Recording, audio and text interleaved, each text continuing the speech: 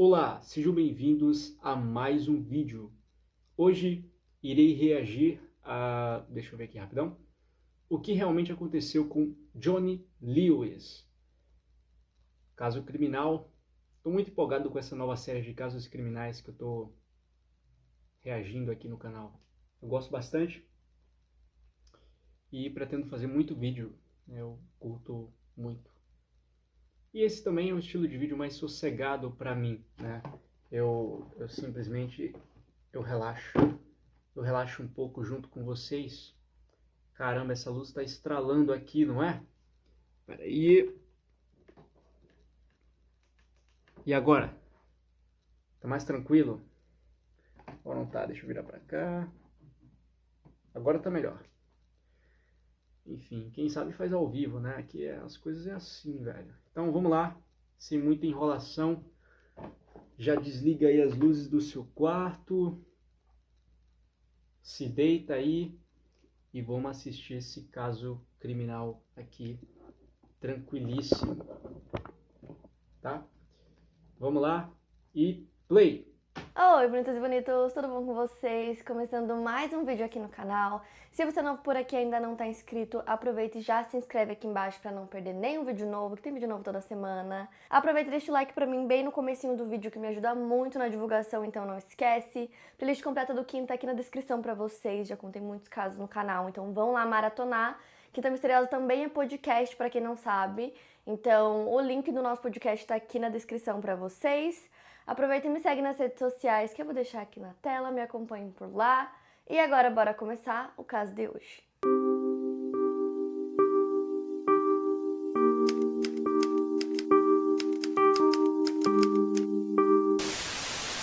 Jonathan Kendrick Lewis nasceu no dia 28 de outubro de 1983 em Los Angeles, na Califórnia. Ele era o filho do meio de Michael e Devonna Lewis. O Jonathan era conhecido como Johnny K. Lewis. Ele cresceu em um lar de orientação judaica em North Hollywood e Sherman Oaks. Além disso, os pais do Johnny praticavam a Cientologia, que é uma religião fundada pelo escritor Lafayette Ron Hubbard em 1952, que se diz ser uma síntese entre religião e ciência. O escritor focalizava seus trabalhos em ficção científica e buscou espaço durante 2 anos, desde 1950 até conseguir oficializar a Cientologia como uma religião.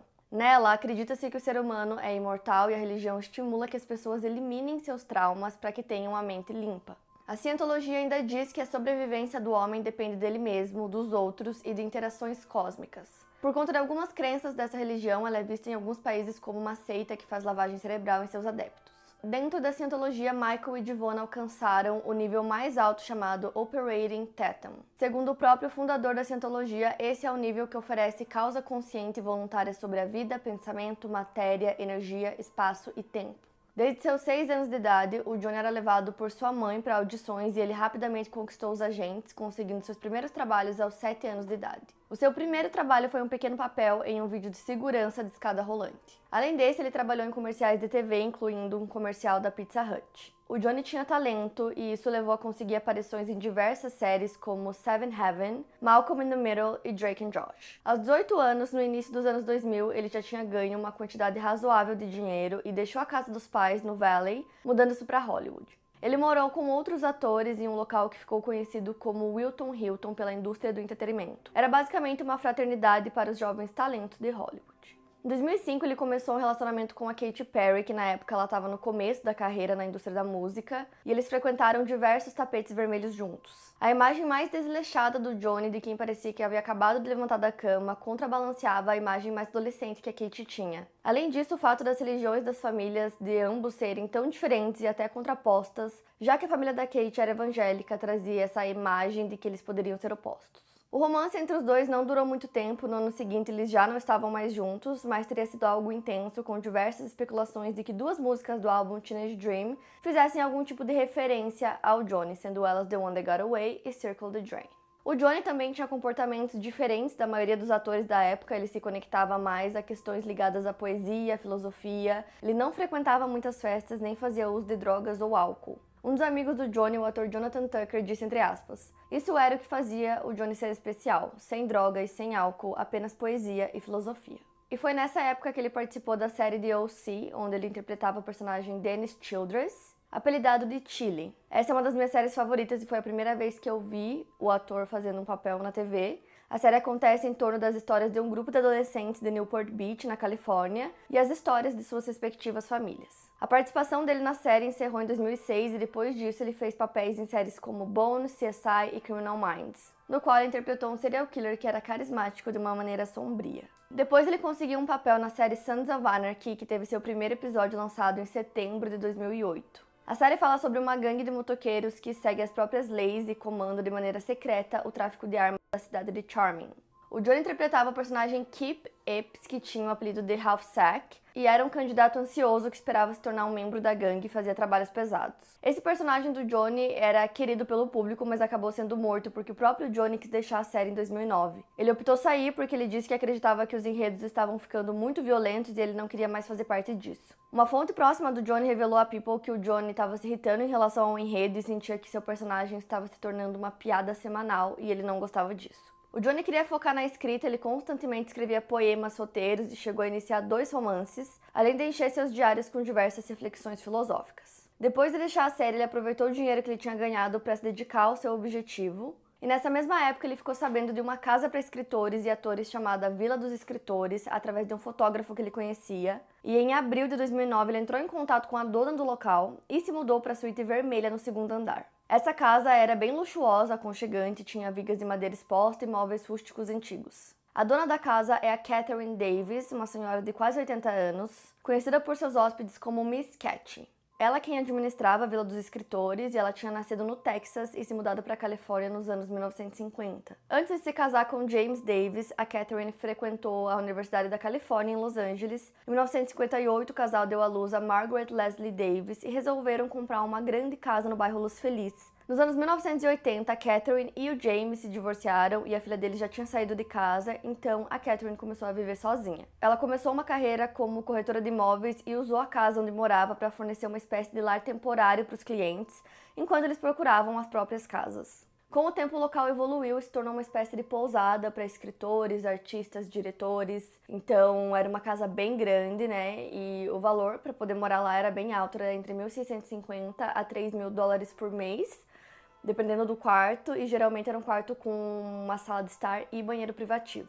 Então, além dos quartos, né, que eram particulares, a casa era muito grande, então tinham vários espaços que as pessoas compartilhavam, como a cozinha, a sala, tinha um jardim enorme que sempre estava bem cuidado, então era uma casa bem grande. Enquanto o Johnny morava lá, ele focou em terminar de escrever o seu primeiro romance, que era sobre um jovem gênio da música que estava se aventurando em São Francisco. O Johnny morou lá na pousada por 2 meses, depois ele voltou para casa dele e ainda no mesmo ano, em 2009, ele descobriu que a namorada dele, Diane Marshall Green, estava grávida. A filha do casal nasceu no dia 6 de abril de 2010 e recebeu o nome de Kula May, mas logo depois que ela nasceu, o relacionamento dos dois foi piorando. Então eles decidiram que eles não seriam mais um casal, mas que eles continuariam morando juntos para criar a filha deles, então eles se estabeleceram em um apartamento em Hollywood. Mas isso não durou por muito tempo, não deu certo, então o Johnny acabou indo morar sozinho. Logo depois disso, os dois acabaram travando uma batalha judicial pela guarda da filha, o que custou bastante pro Johnny e ele acabou perdendo a guarda para a ex-namorada. No final de outubro do ano seguinte, em 2011, o Johnny sofreu um acidente de moto. Ele estava andando com sua motocicleta Triumph perto de 29 Palms, uma pequena cidade localizada no condado de San Bernardino, que fica a pouco mais de 220 km de LA, quando ele acabou perdendo o controle da moto. Ele foi levado ao hospital para realizar exames e foi liberado depois dos médicos constatarem que ele não havia sofrido uma concussão. Mas mesmo com o diagnóstico negativo, as pessoas ao redor do Johnny começaram a notar que depois desse acidente, ele começou a ter comportamentos erráticos e bizarros. Tanto que o Michael, o pai do Johnny, resolveu agendar um exame de ressonância magnética para ver se realmente estava tudo bem, né, se não tinha acontecido alguma coisa depois desse acidente. Só que o Johnny se recusou a ir fazer o exame. Então, não só a família, mas os amigos do Johnny também começaram a perceber que ele estava tendo uns comportamentos muito esquisitos, umas coisas que ele não costumava fazer. Então, eram coisas até meio bobas às vezes, mas que simplesmente não faziam sentido. Teve uma vez que eles estavam em uma aula de natação e o Johnny começou a falar com sotaque britânico do nada e ninguém entendeu por que ele estava fazendo isso. E aí os amigos questionaram ele, né, por que ele estava falando daquele jeito, com aquele sotaque, e ele meio que deu de ombros, como se não fosse nada demais.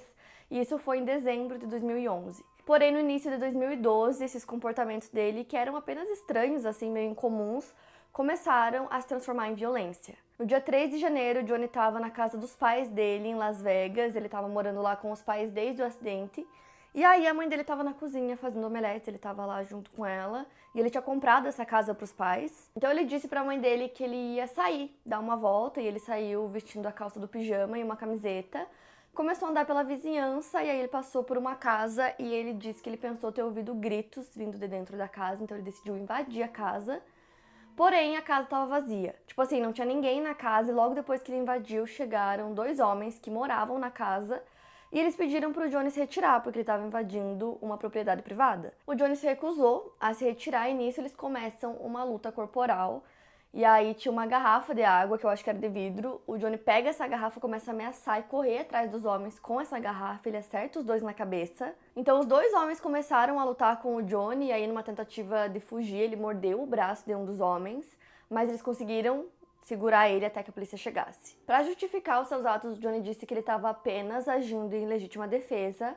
Porém, ele foi acusado de invasão de propriedade, roubo e agressão com arma letal. Depois da acusação, ele foi levado para a penitenciária das Torres Gêmeas para aguardar o julgamento. E na prisão, o Johnny bateu a própria cabeça dele na parede e ele tentou se jogar de uma altura de 2 andares. E por conta desse comportamento dele, apenas 3 dias depois da prisão, ele foi levado para a área psiquiátrica, sob o código 5.150 para comportamento involuntário, então ele ficou nessa ala por 72 horas. Então o pai dele pagou a fiança do Johnny para que ele pudesse sair da prisão e assim ele ficou em liberdade condicional. E o resumo da alta da saída dele da ala psiquiátrica dizia traumatismo craniano e suicídio. Então esse traumatismo foi daquele momento que ele bateu a própria cabeça na parede na prisão. Então no total ele passou 8 dias preso e depois que ele saiu em liberdade condicional ele voltou a morar com os pais. E era muito visível que o Johnny não estava bem, tanto fisicamente quanto mentalmente. Ele estava com o olho roxo, com aparência muito estranha, todo inchado. O Johnny tinha uma irmã mais velha chamada Ana e ela disse que ele parecia um animal ferido e que ele não deixava ninguém chegar perto dele ou tocar nele, que ele estava muito estranho. Ele começou também a apresentar uma sensibilidade à luz, então ele sempre deixava todas as luzes apagadas e eventualmente ele até desligou a caixa de fusíveis da residência. Durante as semanas seguintes, o comportamento dele não melhorou, então ele tentou cortar os próprios pulsos e a família decidiu se reunir pra ficar de olho nele, pra cuidar dele. Mas aí no final do... Cara, por que simplesmente não internou o maluco, velho? Qual a dificuldade, velho? janeiro, ou seja, tudo isso aconteceu no mesmo mês, o pai do Johnny decidiu que deixaria ele voltar a morar sozinho em Santa Mônica. E imediatamente os problemas relacionados à violência recomeçaram. No início de fevereiro, no dia 10, o Johnny foi preso por espancar um homem, Shirley Wendell, na frente de uma loja de iogurtes. 2 dias depois, ele foi acusado de agressão e resistência à prisão. Acusações que ele não contestou e foi condenado a 12 dias na prisão do condado e 3 anos de liberdade condicional. Ele foi liberado depois que sua fiança de $20 mil foi paga. Apenas poucos dias depois, o Johnny entrou completamente vestido no mar em Santa Mônica e foi enviado para o hospital sofrendo de hipotermia. Ainda em fevereiro, no dia 18, ele foi preso novamente, dessa vez por tentar invadir o apartamento de uma mulher em Santa Mônica. Sua justificativa para o crime foi de que ele confundiu a residência da mulher com a de um amigo. Ele foi novamente liberado sob fiança. Dias depois, no dia 24 de fevereiro, ele foi preso novamente e acusado 2 vezes de agressão com arma mortal, em conexão com o crime de 3 de janeiro daquele ano. Ele não havia comparecido a 2 audiências judiciais e um mandado de condução foi emitido para sua prisão. Em 19 de março, ele foi acusado de outros crimes decorrentes da prisão do dia 18 de fevereiro. Seriam crimes de conduta desordeira, roubo e vadiagem. O mandado de prisão foi emitido e a fiança estava em $250 mil.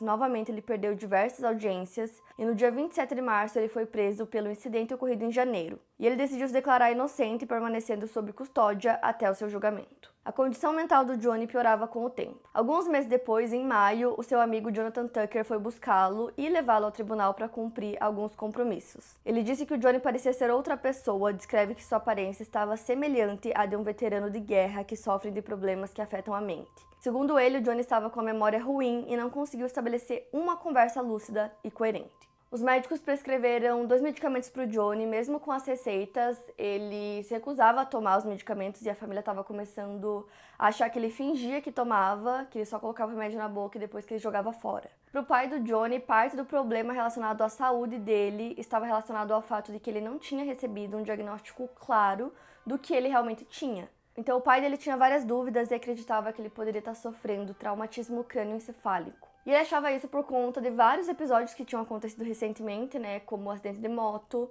como o dia que ele invadiu a casa do vizinho e aí eles entraram em uma luta, ele foi atingido 17 vezes na cabeça durante a luta. Além do fato dele ter batido a própria cabeça na parede, né, quando ele estava preso, e ter tentado se jogar do segundo andar. Os familiares tinham apenas o diagnóstico de trauma cerebral, mas eles não tinham a certeza, sob o olhar médico, de que esse era o motivo que fazia o Johnny sofrer. O Christopher Giza, que é neurologista pediátrico e neurocientista, informou ao Los Angeles Magazine que o traumatismo craniano pode desencadear mudanças comportamentais. Se existirem lesões no lobo frontal do cérebro, elas podem gerar mudanças comportamentais significativas, incluindo dificuldades de controle de impulsos, irritabilidade e explosões violentas quando se chega ao extremo. O Johnny não foi diagnosticado com traumatismo craniano grave, muito menos tratado para isso. Mas para o Dr. Christopher, alguns dos sintomas descritos pelo Michael, né, pai dele, como por exemplo as dores de cabeça que o Johnny tinha, e até mesmo a sensibilidade à luz que surgiram posteriormente ao acidente em outubro de 2011, correspondem a uma lesão leve, como por exemplo uma concussão, e teoricamente não desencadeariam o comportamento agressivo.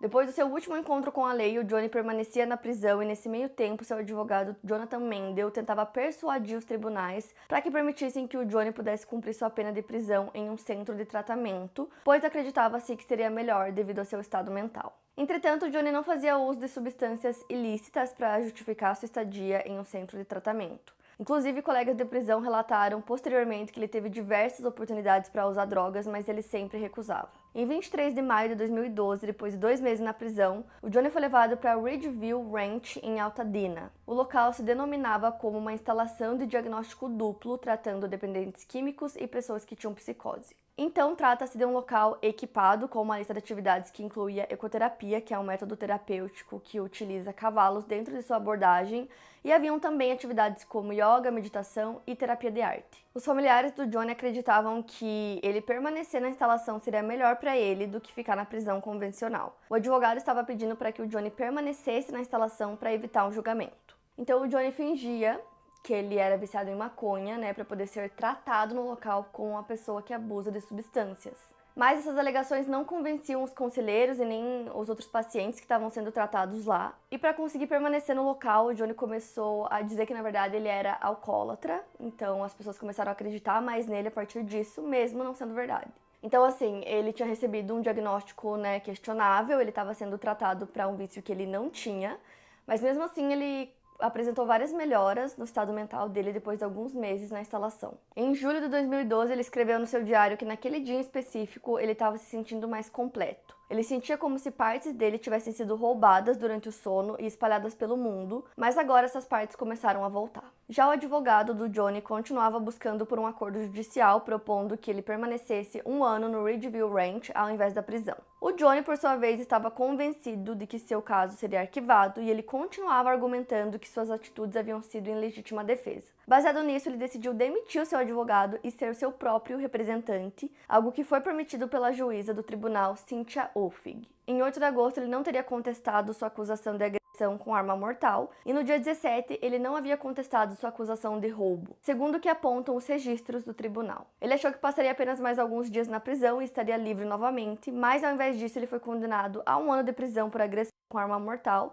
mais 291 dias de prisão por roubo e mais 3 anos em liberdade condicional. Então ele saiu do Ridgeville Ranch, onde ele estava, e foi enviado para a prisão de San Fernando Valley. Com a superlotação das prisões do condado e graças ao tempo que ele já tinha cumprido e seu bom comportamento, a pena foi drasticamente reduzida e ele passou apenas 6 semanas preso. Ele foi liberado no dia 21 de setembro de 2012, uma sexta-feira, às 4h05.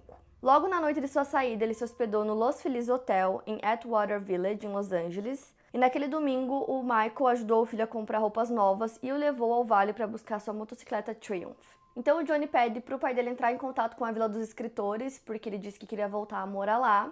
E aí o pai dele entrou em contato e tinha, por sorte, um quarto vago, então o pai dele achou que seria uma boa ideia, já que era uma casa muito tranquila, uma casa muito pacífica, ele achou que aquilo seria bom para o Johnny. Então, já no dia seguinte, no dia 24, o Johnny se muda para a Vila dos Escritores e no dia 25 o pai dele liga para ele para saber como ele estava, se ele estava bem. E aí ele percebeu que o Johnny parecia muito agitado e ele disse que ele estava ocupado, perguntou o que o pai queria. Poucos minutos depois, ele se acalmou um pouco e disse que depois ele ligaria para o pai dele para os dois conversarem. Já no dia seguinte, no dia 26, o Johnny estava visivelmente agitado. Não se sabe exatamente qual foi o motivo para ele estar tão aborrecido naquele dia. Alguns dos colegas dele que moravam também na Vila dos Escritores acreditam que ele e a Miss Cat, né, a dona da casa, tiveram algum mal-entendido, alguma discussão, alguma coisa assim, por conta da caixa de fusíveis da casa. No final da manhã, o Johnny vai até a casa vizinha onde o Dan Blackburn morava e bate na porta. Ele se apresenta e fala: "Oi, eu sou o Johnny, seu novo vizinho." E o Dan, ele era um ex-jornalista da NBC, tinha mais de 70 anos de idade, ele já estava observando o Johnny, já tinha mais ou menos uns 15 minutos, porque ele ficava andando na calçada de um lado para o outro e ele estava vestindo apenas uma calça e sapatos vermelhos. O Johnny era muito magro, ele estava suando muito e naquela manhã tinha um pintor que estava pintando o terraço da casa do Dan. Cerca de meia hora depois dessa conversa que ele teve com o Johnny, o Dan ouviu gritos de sua esposa, Gloria, chamando por ele. Quando ele saiu para fora da casa, ele viu o Johnny em cima do pintor, esmurrando-o com os pulsos, e o pintor estava com o rosto coberto de sangue. Dan tentou tirar o Johnny de cima do pintor, mas o Johnny se virou e acertou um soco no olho do Dan, que acabou caindo no chão. Segundo a versão do Dan, o Johnny tinha um olhar distante e parecia ter uma força sobre-humana naquele momento. Quando conseguiu se levantar, o Johnny o acertou novamente, dessa vez dando um soco em sua têmpora. Dan pegou uma cadeira e a usou para atingir Johnny. Com isso, ele ficou atordoado, permitindo que Dan, sua esposa Gloria e o pintor fugissem para dentro da casa. Eles tentaram fechar as portas, mas o Johnny conseguiu colocar um dos braços para dentro.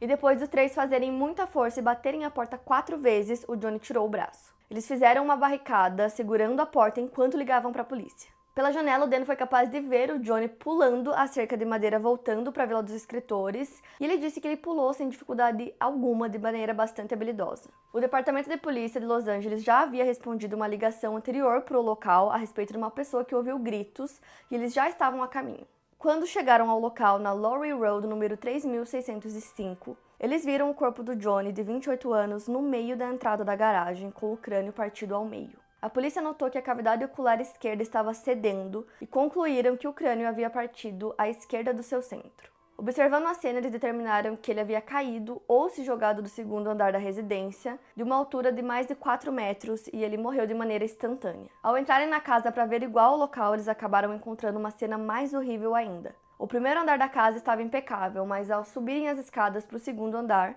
os investigadores começaram a pisar em vidros quebrados. Então eles foram até o quarto do Johnny, que era um grande quarto no canto sudoeste da casa. Lá dentro eles encontraram um martelo enferrujado e vestígios de sangue. Seguindo os rastros até o banheiro do quarto, no chuveiro foi encontrado o corpo de um gato coberto de sangue. O animal já estava morto. Logo do outro lado do corredor havia o quarto principal da residência, que pertencia a Miss Cat. Os investigadores encontraram outra cena de horror no local. Havia sangue na parede, na estrutura da cama, na mesa e na cadeira. No chão, ao lado da cama, estava o corpo de Miss Cat, de 81 anos. Ela sofreu um trauma contundente na cabeça que, segundo a legista Kelly Blanchard, do Instituto Médico Legal, que fraturou todo o crânio e destruiu o lado esquerdo do seu rosto, deixando seu cérebro exposto. Haviam ainda detalhes sobre a forma como o corpo estava. O cérebro e tecido foram vistos no chão, ao redor do corpo dela. O rosto estava coberto de sangue. O nariz de Catherine estava dividido ao meio e a mandíbula superior estava aberta. Haviam 4 perfurações pequenas na bochecha esquerda, ferimentos feitos presumidamente por uma lapiseira que foi encontrada ao lado do corpo. Com base no que observaram e conversando com o Dan Blackburn sobre o incidente que havia acontecido em sua residência, a polícia acredita que pouco depois de se apresentar ao Dan Blackburn naquela manhã, o Johnny tinha retornado à Vila dos Escritores para confrontar a Miss Cat por algum motivo. Acredita-se que poderia ter sido por conta de que na noite anterior o Johnny teria desligado a caixa de fusíveis e a Catherine teria o repreendido por isso e dado um aviso severo em relação a esse comportamento. Mas esse não é colocado como motivo oficial, sendo considerado um boato, e ninguém sabe o que realmente alimentou a raiva de Johnny naquele dia. De qualquer maneira, depois de confrontá-la, Johnny a atacou diversas vezes e depois a estrangulou com suas mãos. Não ficou muito claro se o martelo encontrado no local foi utilizado, mas a força utilizada nos espancamentos era tamanha que os investigadores acreditam até que o Johnny pisou no crânio de Catherine. Depois de matá-la, ele matou o seu gato e o deixou no chuveiro do quarto. E depois ele teria subido no segundo andar e caído ou se jogado de lá. A morte de Johnny foi oficialmente considerada como um acidente e não foi descrita como suicídio. A polícia concluiu que ele foi o autor do homicídio e não procurou por nenhum outro suspeito. Então, logo que a notícia da morte do Johnny foi divulgada pela mídia, começaram a surgir várias especulações e com elas surgiu uma teoria na internet.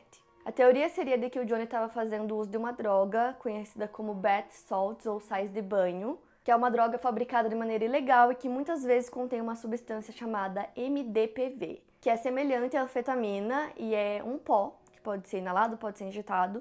E naquele ano tinham diversas notícias que saíram, na mídia sobre essa droga, porque essa droga tinha causado ataques terríveis que aconteceram nos Estados Unidos. Outras especulações surgiram sobre outra droga sintética conhecida como Smiles, e essa droga tinha sido associada a diversos casos de suicídios de overdose na época. Após a morte do Johnny, a Katy Perry deu uma declaração dizendo que ela estava devastada, e uma fonte próxima à cantora disse ao Daily Mail que quando ela namorou o Johnny, ela na época já sabia que ela tinha que se separar dele, porque ele tinha muitos problemas que ela não conseguia ajudá-lo no momento e ela precisava focar, na carreira dela que estava começando. A melhor amiga do Johnny, Shannon Woodward, deu uma declaração também, ela postou no Twitter dizendo que ela estava com o coração partido, que ela amava muito o amigo dela e que ele estava muito doente e que as últimas ações dele eram um reflexo disso, da doença, e que não representavam quem ele realmente era. Então, assim, tudo foi muito chocante para as pessoas, que conheciam e conviviam com o Johnny, o fato dele ter cometido os crimes e depois tirado a própria vida.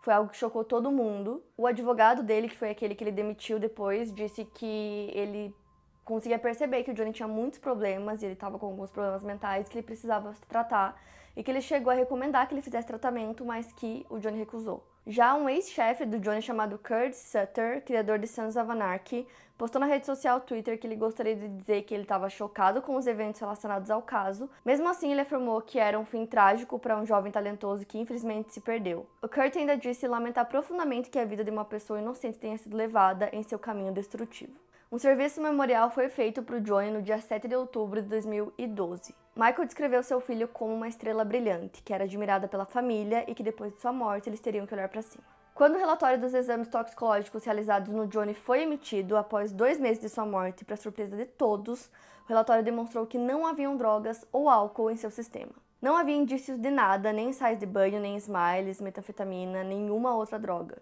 E nem mesmo a medicação que tinha sido prescrita para ele havia sido ingerida. Esse resultado do relatório fez com que a principal teoria relacionada à motivação do Johnny fosse desmentida. Isso gerou muitas dúvidas em relação à principal questão desse caso, que seria a motivação do Johnny ou o que teria levado ele a cometer atos de tamanha violência.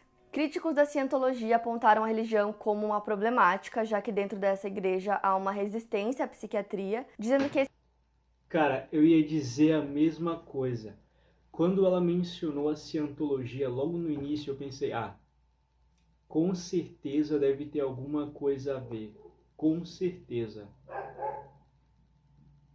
Mas eu acho que foi mais questões de problemas mentais. Mas enfim, vou deixar terminar aqui para eu comentar depois. Esse seria o motivo para que os primeiros problemas comportamentais apresentados por ele tivessem sido negligenciados e não tratados corretamente. Porém, o pai do Johnny desconsidera essas suposições dos críticos, já que ele alega que buscou e incentivou que seu filho passasse por tratamento psiquiátrico, e quem recusou essa ajuda foi o próprio Johnny. A filha da Miss Cat, Margaret Leslie Davis, pensou inicialmente em vender a casa de sua mãe, mas também pensou em mantê-la. O local não é mais a Vila dos Escritores, e o site onde antes dizia que o local era uma exuberante casa espanhola em Los Angeles, criada para pessoas criativas, está desativado.